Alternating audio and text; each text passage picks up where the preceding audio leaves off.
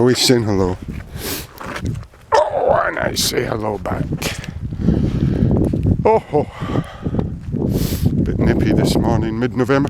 I was just thinking, that again, reading sort of scientists, God bless them, philosophers, God bless them even more, questioning the nature of consciousness and how did it emerge. And it's the same as emotions. In fact, if you look at the wild and you attend to the wild regularly enough, you'll notice the answer quite easily. And it's because man stopped moving. That's it.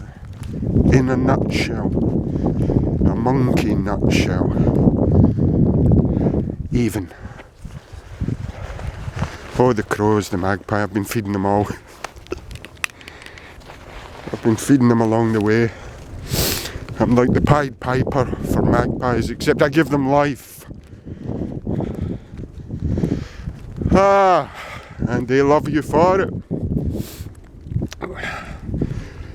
And so it's the same as emotions, These infernal machines, the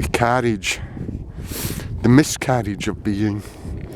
And so when you remove yourself from your original aboriginal matrix of being, your immaculate state, consciousness starts toying with itself.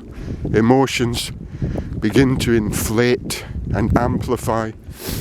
And this is all consciousness is in man. It's a magnification of his aboriginal state, a magnification moreover that's mangled because he's created a technology that isn't nature, that isn't the creature in communion with the cosmos. And so there you have it. The crows know this, as do the magpies.